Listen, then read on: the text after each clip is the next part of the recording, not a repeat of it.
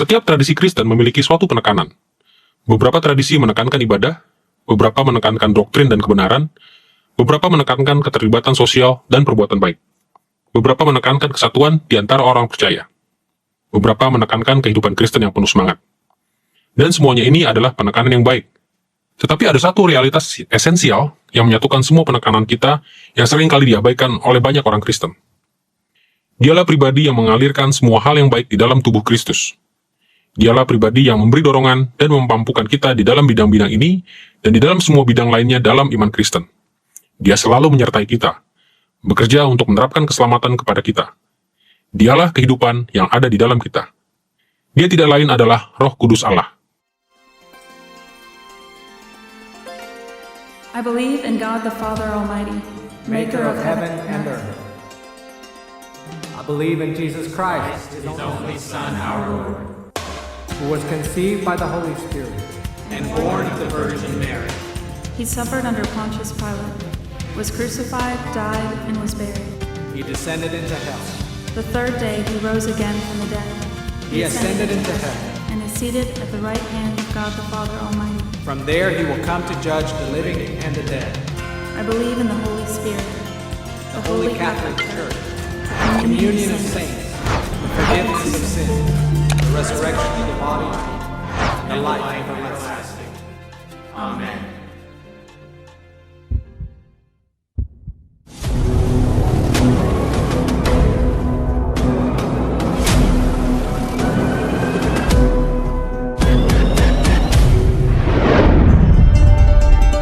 Ini adalah pelajaran keempat di dalam seri kita mengenai pengakuan iman rasuli. Dan kami telah memberi judul pelajaran ini Roh Kudus. Karena kami akan berfokus pada butir iman di dalam pengakuan iman tersebut yang meneguhkan kepercayaan kepada Roh Kudus, pribadi ketiga dari Allah Tritunggal kita. Pengakuan iman rasuli langsung membahas topik Roh Kudus dalam satu baris kalimat. Aku percaya kepada Roh Kudus. Satu-satunya pernyataan lain mengenai dia di dalam pengakuan iman tersebut adalah bahwa Yesus dikandung daripada Roh Kudus di dalam rahim Maria. Seperti yang bisa Anda lihat, pengakuan iman ini hanya sedikit sekali membahas tentang Roh Kudus, setidaknya secara eksplisit. Tetapi pengakuan iman ini menyeratkan banyak kebenaran penting tentang dirinya, yang selama ini telah menjadi hal yang sangat penting bagi orang-orang percaya di sepanjang sejarah. Pembahasan kita tentang Roh Kudus akan terbagi dalam 3 bagian. Pertama, kita akan berbicara tentang keilahiannya, keanggotaan penuhnya di dalam Allah Tritunggal. Kedua, kita akan membahas keberadaannya sebagai pribadi dengan memahami bahwa Roh Kudus adalah pribadi sejati dan bukan sekedar suatu kuasa ilahi. Dan ketiga, kita akan menyelidiki karya yang dilakukannya di masa lalu dan yang terus dilakukannya sekarang ini. Mari kita mulai dengan keilahian Roh Kudus. Untuk mempelajari keilahian Roh Kudus, kita akan melihat dari 2 sisi. Di satu sisi, kita akan melihat bahwa pengakuan iman rasuli meneguhkan kepercayaan kepada keilahian Roh Kudus. Dan di sisi lain, kita akan melihat dasar Alkitabiah untuk pengajaran dari pengakuan iman tersebut. Mari kita mulai dengan cara pengakuan iman rasuli meneguhkan keilahian Roh Kudus. When it comes to talking about the person of the Holy Spirit, one of the questions that people often ask is whether or not the church always affirmed or professed. Bila menyangkut pembicaraan tentang pribadi Roh Kudus, salah satu pertanyaan yang sering ditanyakan orang adalah, apakah gereja selalu menegaskan atau mengakui keilahian Roh Kudus atau tidak? Dan tentu saja di dalam catatan sejarah, kita mengetahui bahwa pengakuan iman Nisea dan konsili Nisea tidak memberikan klarifikasi yang tuntas mengenai pribadi Roh Kudus. Dan karena itu, saya yakin ada sebuah konsili lain yang diadakan, yaitu Konsili Kalsedon, yang menegaskan bahwa Roh Kudus harus disembah sebagai Allah sepenuhnya bersama dengan Anak. Itu telah membuat beberapa orang mengatakan, ternyata gereja tidak selalu mengakui keilahian Roh Kudus. Saya rasa itu salah. Konsili-konsili tidak pernah diadakan untuk menjabarkan suatu doktrin baru. Konsili-konsili selalu diadakan untuk mengklarifikasi apa yang selama ini telah menjadi pemahaman dalam pengajaran historis dan tradisional gereja dalam menghadapi ajaran sesat. Dan karena itu, Anda dapat mengatakan bahwa karena deklarasi dari konsili tersebut, kita memiliki alasan yang sangat baik untuk percaya bahwa sejak era kerasulan dan seterusnya, dan melalui proklamasi para bapak gereja dan para teolog mula-mula dari gereja, kita bisa menelusuri pengajaran tentang keilahian Roh Kudus. Sejak awal kita harus mengakui bahwa pengakuan iman rasuli tidak secara eksplisit menyatakan bahwa Roh Kudus adalah ilahi. Tetapi pengakuan iman rasuli secara implisit mengakui keilahian Roh Kudus setidaknya dengan dua cara. Pertama, struktur Tritunggalnya menyetarakan Roh Kudus dengan Bapa dan Anak dengan cara-cara yang penting. Dan kedua, deskripsi dari pengakuan iman tersebut tentang konsepsi Yesus mengindikasikan bahwa Roh Kudus itu ilahi. Mari kita melihat kedua isu ini dimulai dengan struktur dari pengakuan iman itu sendiri.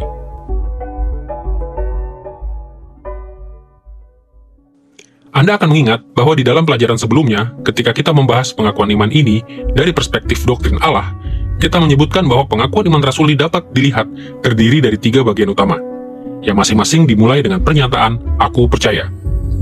Bagian pertama berbicara tentang kepercayaan kepada Allah Bapa. Bagian kedua adalah tentang kepercayaan kepada Yesus Kristus, Anaknya yang tunggal, Tuhan kita.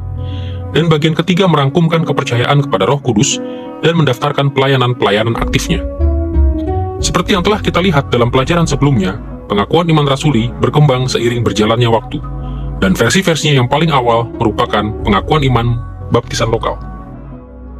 Sebagian dari pengakuan-pengakuan iman mula-mula ini memasukkan kata-kata "aku percaya" sebelum butir-butir mengenai Yesus. Tetapi yang lainnya hanya menggunakan kata "dan", seperti versi pengakuan iman yang distandarisasikan pada sekitar tahun 700 Masehi. Tetapi apapun pengalimatan spesifiknya, konsepnya tetap sama. Pengakuan iman itu dibagi menurut ketiga pribadi Allah. Dan pembagian ini telah diakui secara universal oleh gereja. Formula Tritunggal ini mengungkapkan kepercayaan bahwa hanya ada satu Allah, dan bahwa ia ada dalam 3 pribadi, yaitu pribadi Bapa, Anak, dan Roh Kudus.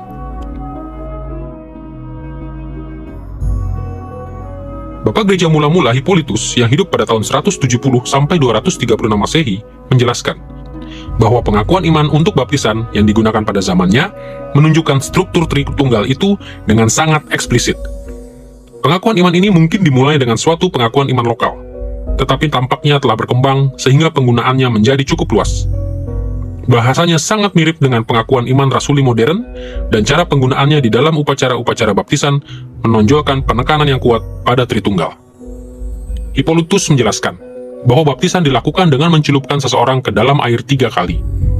Setiap kali sebelum dicelupkan, orang yang dibaptis itu harus mengakui bagian dari pengakuan iman untuk baptisan yang berkenaan dengan salah satu pribadi Tritunggal.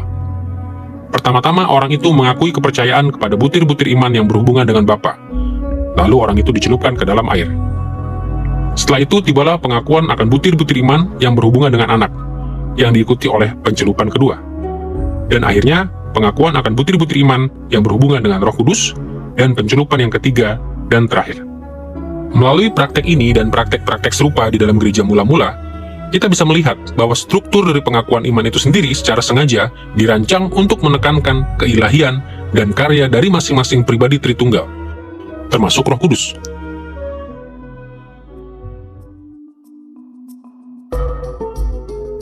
Cara kedua yang digunakan oleh pengakuan iman rasuli untuk menegaskan keilahian Roh Kudus adalah melalui deskripsinya tentang konsepsi Yesus. Pengakuan iman rasuli mengatakan bahwa Yesus Kristus Anak Allah dikandung daripada Roh Kudus. Pernyataan ini tidak secara eksplisit menyatakan bahwa Roh Kudus itu ilahi sepenuhnya, tetapi memberikan implikasi yang kuat akan kepercayaan ini. Ketika berbicara tentang konsepsi Yesus, pengakuan iman ini mengacu kepada Lukas pasal 1 ayat 35, di mana malaikat mengucapkan perkataan ini kepada Maria. Roh Kudus akan turun ke atasmu, dan kuasa Allah yang maha tinggi akan menaungi engkau. Maka yang kudus yang akan dilahirkan itu akan disebut Anak Allah. Di dalam ayat ini, Roh Kudus disetarakan dengan kuasa Allah yang maha tinggi. Seperti yang nanti akan kita lihat dalam pelajaran ini, hanya Allah yang bisa memiliki kuasa Allah yang maha tinggi. Jadi dengan mengacu kepada ayat ini sebagai contoh dari karya Roh Kudus, pengakuan iman rasuli menegaskan keilahian penuh dari Roh Kudus. Kesimpulan ini diteguhkan oleh Ibrani pasal 10 ayat 5-7 yang berbunyi demikian. Karena itu, ketika Kristus datang ke dunia, ia berkata, "Korban dan persembahan tidak engkau kehendaki, tetapi engkau telah menyediakan tubuh bagiku. kepada korban bakaran dan korban penghapus dosa engkau tidak berkenan. Lalu aku berkata, ini aku. Dalam gulungan kitab yang tertulis tentang aku telah datang untuk melakukan kehendak-Mu, ya Allah. Di sini kita diberitahu bahwa menciptakan tubuh manusia untuk Yesus secara spesifik merupakan karya Allah. Dengan mempertimbangkan ayat-ayat seperti ini, aman bagi kita untuk mengatakan bahwa ketika pengakuan iman rasuli menyatakan konsepsi Yesus sebagai pekerjaan Roh Kudus, tujuannya adalah untuk meneguhkan keilahian Roh Kudus.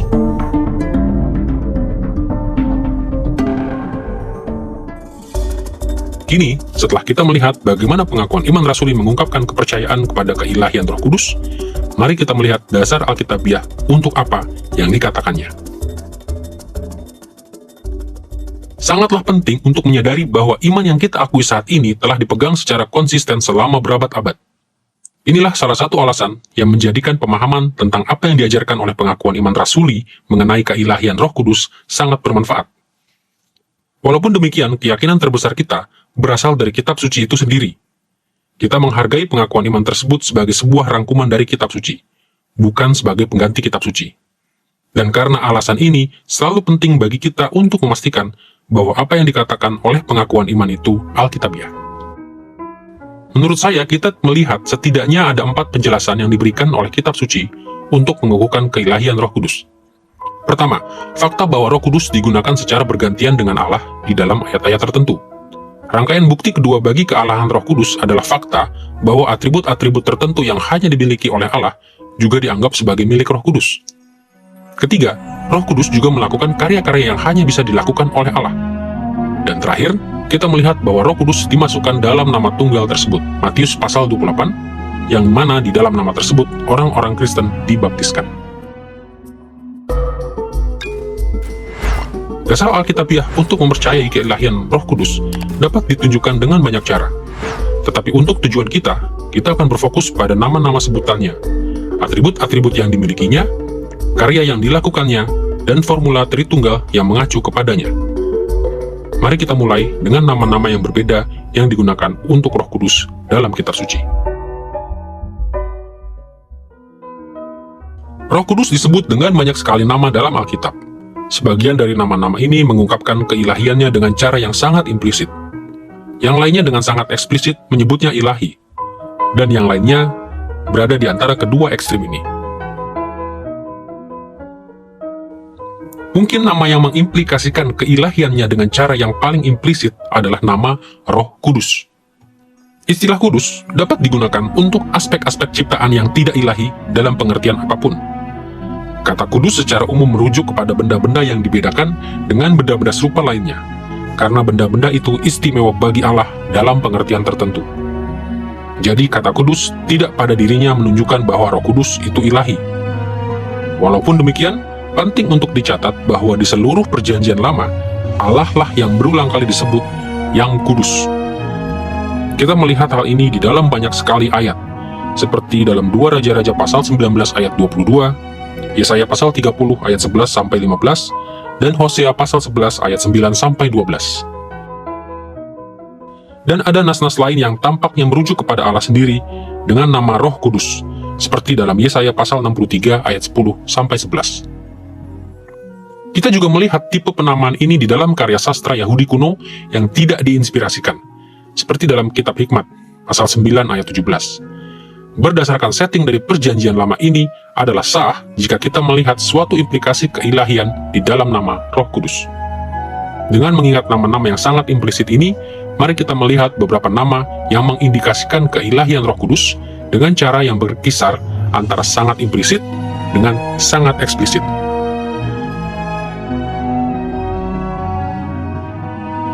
Nama-nama ini mencakup Roh Tuhan, Roh Allah, dan Roh Allah yang hidup, juga Roh Yesus, Roh Kristus, Roh Yesus Kristus, dan Roh Bapamu, Roh Anaknya, juga Roh Dia yang membangkitkan Yesus dari antara orang mati. Semua nama ini menunjukkan bahwa Roh Kudus itu ilahi, dengan mengindikasikan bahwa Allah menyatu dengan Roh Kudus dengan cara yang sama seperti seorang manusia menyatu dengan rohnya sendiri. Paulus secara eksplisit menyatakan hubungan ini di dalam 1 Korintus pasal 2 ayat 11, di mana ia menuliskan kata-kata ini. Siapa gerangan di antara manusia yang tahu apa yang terdapat di dalam diri manusia selain roh manusia sendiri yang ada di dalam dia? Demikian pula lah tidak ada orang yang tahu apa yang terdapat di dalam diri Allah selain roh Allah. Roh kita adalah bagian dari apa yang menjadikan kita manusia, dan tidak ada satupun dari roh itu yang tidak bersifat manusiawi. Roh itu sepenuhnya manusiawi. Sama halnya Roh Kudus sepenuhnya ilahi. Dan inilah yang memampukan dia untuk mengetahui pikiran Bapa. Jadi dengan karyanya yang mewahyukan pikiran Allah kepada orang-orang Kristen, Roh Kudus mendemonstrasikan dirinya sebagai Allah. Akhirnya, ada beberapa nas yang dengan sangat eksplisit merujuk kepada Roh Kudus dengan nama Allah. Dengarlah kata-kata Petrus kepada Ananias dalam Kisah Para Rasul pasal 5 ayat 3-4. Ananias, mengapa hatimu dikuasai iblis sehingga engkau mendustai Roh Kudus dan menahan sebagian dari hasil penjualan tanah itu? Engkau bukan mendustai manusia, tetapi mendustai Allah. Di dalam nas ini, Petrus pertama-tama mengatakan bahwa Ananias telah berbohong kepada Roh Kudus. Dan kemudian Petrus menjelaskan apa yang dimaksudkannya dengan mengatakan bahwa Ananias telah berbohong kepada Allah.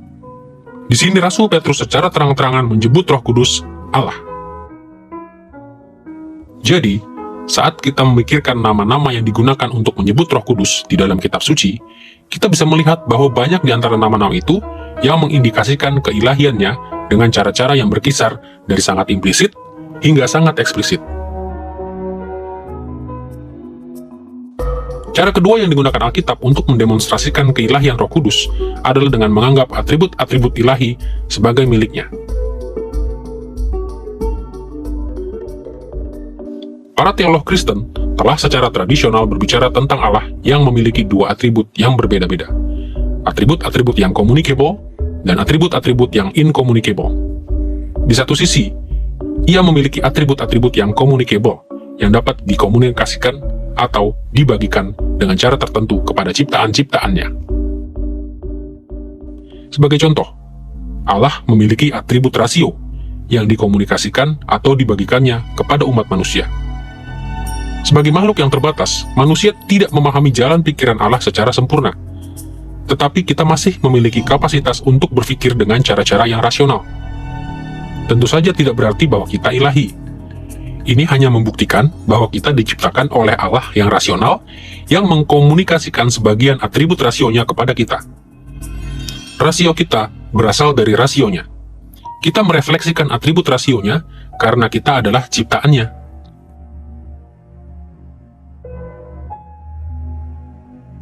Atribut Allah lainnya yang communicable adalah kasih-Nya. Dan banyak ayat di dalam kitab suci mengajarkan bahwa kasih kita kepada orang lain dan bahkan kepada Allah langsung berasal dari atribut kasih Allah. Kita melihat hal ini dalam nas-nas seperti Galatia pasal 5 ayat 22, Efesus pasal 5 ayat 1, 2 Timotius pasal 1 ayat 7, dan 1 Yohanes pasal 4 ayat 7-21.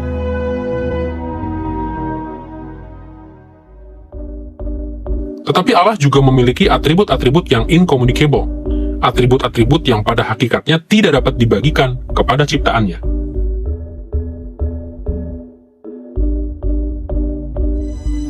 Atribut Allah yang incommunicable yang paling dikenal adalah hal-hal seperti kemahatauannya, yaitu kecerdasan, pengetahuan dan hikmatnya yang tidak terbatas, kemahakuasaannya, yaitu kuasanya yang tidak terbatas, kemahahadirannya, yaitu eksistensinya di segala tempat pada saat yang sama, dan kekekalannya, yaitu eksistensi dirinya yang kekal dan tidak pernah berkesudahan. Karena atribut-atribut Allah yang incommunicable itu hanya bisa dimiliki olehnya, kita bisa membuktikan bahwa Roh Kudus adalah Allah, dengan menunjukkan bahwa ia memiliki satu atau lebih atribut-atribut ini. Dan saat kita mensurvei kitab suci, kita mendapati bahwa sesungguhnya ia memiliki semuanya. Perhatikanlah pertama-tama kemahatauan dari Roh Kudus. Kitab suci mengatakan bahwa Roh mengenal pikiran Allah secara sempurna. Kita melihat pengertian ini dalam Efesus pasal 1 ayat 17 dan 1 Korintus pasal 2 ayat 10-11. Tentu saja, pikiran Allah itu tidak terbatas. sehingga menuntut pikiran yang sama tidak terbatasnya untuk bisa mengenalnya secara sempurna. Dengan kemampuan Roh Kudus untuk memahami pikiran Allah yang Maha Tahu, Roh Kudus sendiri terbukti Maha Tahu, dan karena Ia Maha Tahu, Ia pasti juga adalah Allah.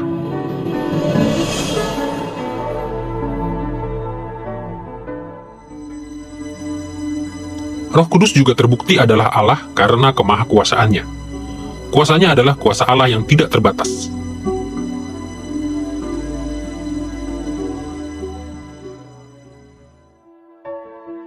Banyak nas di dalam kitab suci yang berbicara tentang kuasa Roh Kudus, seperti 1 Samuel pasal 10 ayat 6, Roma pasal 15 ayat 19, 1 Korintus pasal 12 ayat 11, dan 1 Tesalonika pasal 1 ayat 5. Perhatikanlah asosiasi Roh Kudus dengan kuasa Allah dalam Kejadian pasal 1 ayat 1-3. Pada mulanya Allah menciptakan langit dan bumi. Bumi belum berbentuk dan kosong. Gelap gulita menutupi samudera raya, dan roh Allah melayang-layang di atas permukaan air. Berfirmanlah Allah, jadilah terang. Lalu terang itu jadi. Seperti yang telah kita sebutkan sebelumnya, rujukan-rujukan perjanjian lama kepada Allah pada umumnya merujuk kepada Tritunggal secara keseluruhan. Tetapi adalah sah juga untuk melihat penekanan pada satu pribadi atau pribadi lainnya menurut bahasa dan konteksnya. Dalam kasus ini, penekanannya ada pada pribadi Roh Kudus sebagai Roh Allah. Jadi, karya untuk menciptakan terang dilakukan oleh Roh Kudus. Hal yang sama berlaku untuk segala hal lain yang Allah ciptakan dalam pasal ini. Tetapi bagi Roh Kudus, untuk bisa memiliki kemahakuasaan yang seperti ini, untuk bisa menciptakan dari tidak ada menjadi ada, maka Roh Kudus itu haruslah ilahi sepenuhnya. Atribut lainnya yang incommunicable yang dianggap dimiliki oleh Roh Kudus adalah kemahahadiran. Nas-nas seperti Mazmur pasal 139 ayat 7-10 mengajar kita bahwa Roh itu hadir dalam setiap bagian ciptaan, dari ketinggian langit hingga kedalaman lautan.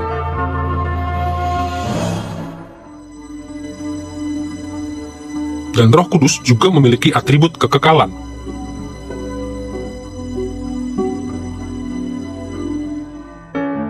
Ibrani pasal 9 ayat 14 merujuk kepada Roh Kudus sebagai roh yang kekal, yang berarti bahwa Ia telah selalu ada dan akan terus ada untuk selama-lamanya. Melalui atribut-atribut yang incommunicable ini, beserta atribut-atribut lainnya yang seperti itu, Alkitab dengan jelas mengindikasikan bahwa Roh Kudus adalah Allah. Bukti ketiga dalam kitab suci untuk keilahian Roh Kudus adalah jenis karya yang dilakukannya. Kita akan menyelidiki karya Roh Kudus secara jauh lebih mendalam nanti di dalam pelajaran ini. Sekarang ini, kita hanya ingin melihat sekilas beberapa karyanya untuk melihat bagaimana karya-karya tersebut mendemonstrasikan keilahiannya. Salah satu bukti untuk hal itu di dalam kitab suci adalah dengan melihat karya-karyanya. Roh Allah adalah yang memberi kesaksian tentang Kristus, yang mempersatukan kita dengan Kristus, yang mendatangkan hidup baru, membangkitkan, dan terlibat dalam penciptaan. Semua karya ini semata-mata adalah pekerjaan Allah. Karya-karya ini tidak diterapkan kepada manusia. Karya-karya ini tidak diterapkan kepada figur-figur malaikat atau makhluk-makhluk lain yang diciptakan. Karya-karya ini hanya dilakukan oleh Allah sendiri. Jadi berdasarkan hal itu, kita melihat bahwa Roh Kudus melakukan karya-karya Allah itu sendiri. Dan karena itu, Ia bukan hanya pribadi, tetapi juga Allah. Roh Kudus melakukan banyak karya yang oleh Alkitab diindikasikan sebagai pekerjaan yang hanya bisa dilakukan oleh Allah sendiri, dan yang memperlihatkan kuasa serta atribut-atribut ilahi.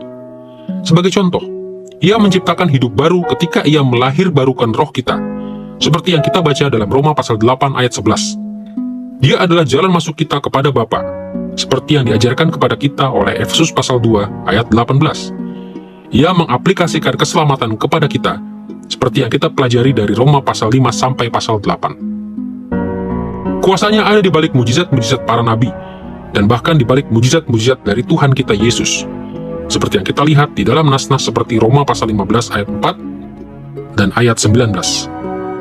Meskipun daftar dari karya-karya ilahi Roh Kudus hampir tidak ada habisnya, Mari kita memfokuskan perhatian hanya pada dua contoh yang menonjol sebagai ilustrasi.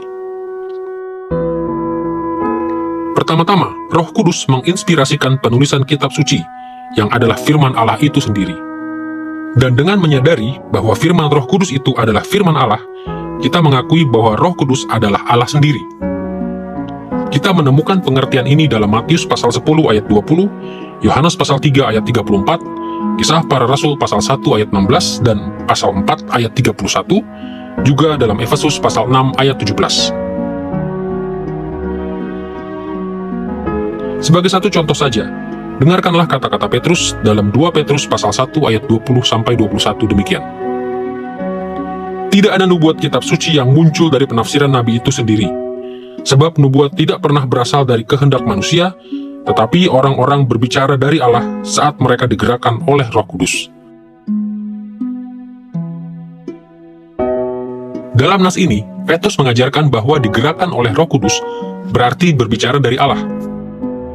Kitab suci adalah firman Allah karena diinspirasikan dan diucapkan oleh Allah, secara spesifik oleh Roh Kudus yang adalah pribadi ketiga Allah.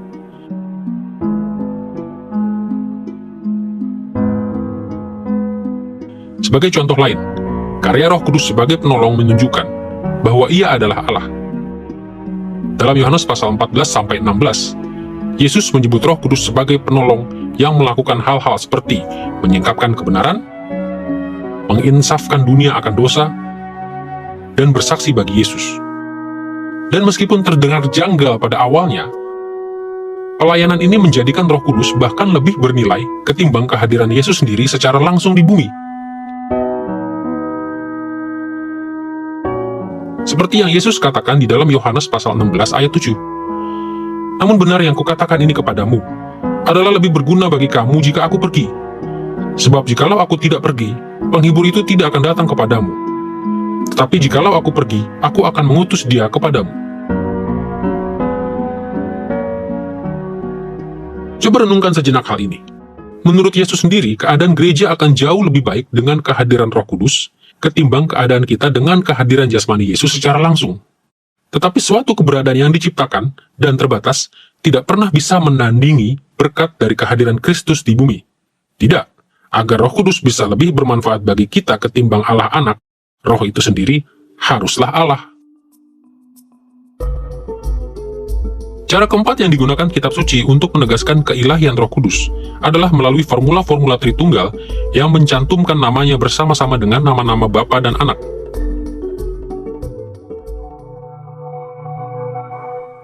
Formula Tritunggal adalah suatu nas di dalam kitab suci yang secara eksplisit menyebutkan ketiga pribadi Allah Tritunggal dalam perbandingan yang relatif setara, khususnya dengan mendemonstrasikan kerjasama mereka, dengan menyebut Bapa, Anak, dan Roh Kudus sebagai rekan-rekan yang setara.